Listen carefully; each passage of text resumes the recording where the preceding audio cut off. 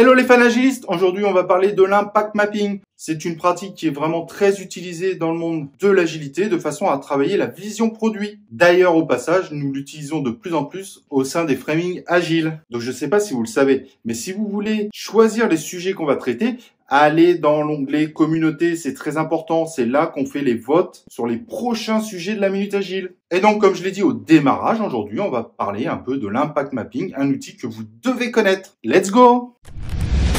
Ladies and gentlemen, here it is.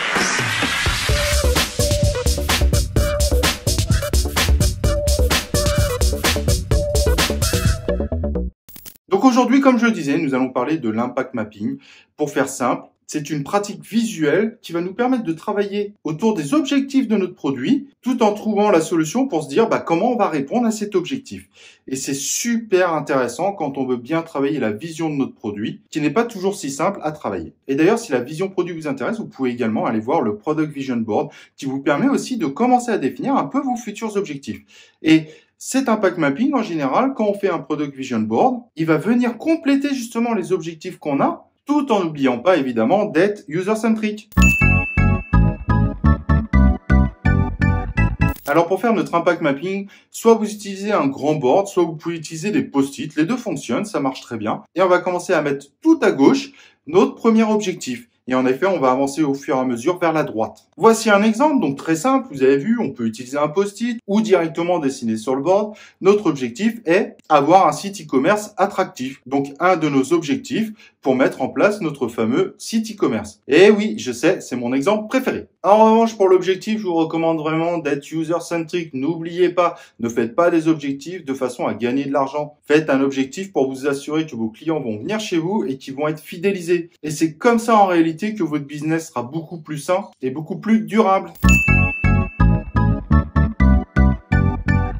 Deuxième étape sur notre impact mapping, c'est de définir les keys. Et donc, dans notre exemple, c'est de définir un peu le key est concerné justement par ce fameux objectif. Et hop, voilà un exemple. Ici, on a essayé d'y répondre. Donc, on a mis deux keys. Et comme vous voyez, on en a mis un peu au-dessus, un peu en dessous. Et donc, ceux qui pourraient être impactés par ce fameux objectif, ça serait, pourquoi pas, nos acheteurs, qu'on a mis en haut. Et les deuxièmes qui pourraient être impactés, c'est notre service client. Et oui, il faut pas oublier, notre service client peut avoir un rôle clé par rapport à ça. Moi, je pense que vous avez tous eu un jour un problème sur un site e-commerce quand le service client il répond pas ou que sa réponse n'est pas satisfaisante. On a tendance à se dire, la prochaine fois, j'irai acheter ailleurs. Donc, très important, il faut bien définir les keys, il faut prendre le temps nécessaire pour s'assurer qu'on n'oublie aucun acteur qui est lié par rapport à l'objectif qu'on a défini avant. Petite astuce avant de refermer sur le key, je vous recommande d'utiliser une autre couleur pour définir le key et d'essayer de les aligner verticalement. Ça permet visuellement de comprendre très facilement qu'on part de l'objectif, ensuite on a les keys et ensuite on aura évidemment d'autres choses.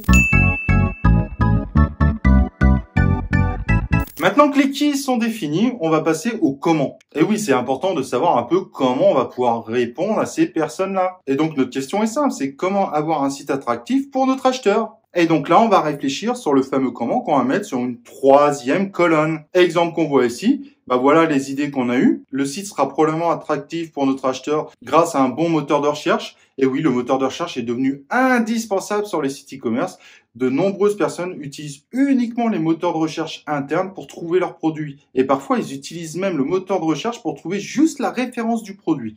Donc, c'est essentiel pour que le site soit attractif pour notre acheteur. Cependant, on a aussi des acheteurs qui aiment naviguer sur les sites e-commerce mais qui savent pas forcément ce qu'ils vont acheter. Et donc, une navigation par catégorie peut être très intéressante. Ça permet aussi de les guider par rapport aux différents types de produits qu'ils apprécient particulièrement. Donc, une navigation par catégorie est très importante également pour avoir un site attractif. Et notre équipe ici a défini qu'un emailing est aussi intéressant pour jouer sur l'attractivité du site par rapport à notre acheteur. Alors évidemment, cela va se retraduire par des mails qui sont adaptés, bien qu'on pourra en définir un d'autre. Ici, on a défini 3 façons de rendre le site attractif pour notre fameux client. Mais on a également, vous avez vu, travailler pour notre fameux service client, comment on peut faire pour que le site soit attractif et que le service client participe à ça, qu'il soit un réel acteur. Et pourquoi pas avec un chat qui est directement en ligne, de façon à être en contact direct avec les clients. Et pourquoi pas utiliser un numéro de téléphone où ils sont joignables directement pour créer un véritable contact. Ce ne sera pas du face à face, mais presque, de façon à ce que nos clients puissent poser des questions à des gens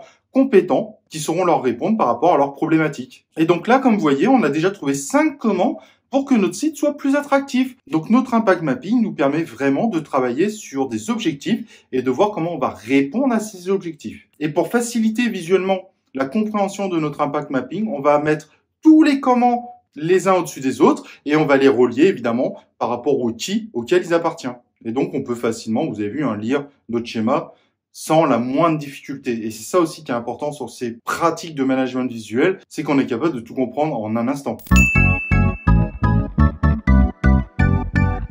Et on finit notre impact mapping sur un élément qui est essentiel, c'est le quoi. C'est-à-dire qu'on avait l'objectif, on a défini le qui, on a défini le comment, et maintenant c'est le quoi. Et vous pouvez imaginer que le quoi est clairement la réponse technique par rapport aux différents utilisateurs qu'on a cernés, mais également à l'objectif principal. Et donc là, vous avez plusieurs quoi qui sont possibles. Par le moteur de recherche, c'est simple. On va installer un moteur de recherche. Et si possible, un moteur de recherche évidemment adapté. La navigation par catégorie, on va y répondre avec la mise en place d'un menu, mais également une configuration relativement simple de celui-ci, parce qu'on considère que le menu est ultra important. Donc plus sa configuration est simple, et plus ce sera facile de l'adapter par rapport aux besoins des clients. Et etc., etc. Comme vous voyez, à partir de ce moment-là, on a défini notre quoi, donc qu'on a remis encore un peu plus à droite. Et on a déjà pour certains, en gros, soit des épiques, soit des user stories, peu importe. Mais on sait déjà un petit peu ce qu'on va réaliser pour répondre à cet objectif. Et c'est ça la force en fait de l'impact mapping, c'est de vraiment travailler au fur et à mesure à partir de l'objectif pour peu à peu aller vers la solution qu'on va proposer. Le tout évidemment, c'est de vraiment travailler au fur et à mesure à partir de l'objectif pour peu à peu aller vers la solution qu'on va proposer. Le tout évidemment, focalisé sur les besoins de nos utilisateurs. Et pour finaliser, on fera un impact mapping sur tous les objectifs qu'on pense nécessaires à travailler en profondeur pour s'assurer qu'on répond bien aux besoins des utilisateurs. Et voilà, vous êtes des pros maintenant de l'impact mapping. Donc nous, fans agilistes, on se retrouve dans un prochain épisode de la Minute Agile.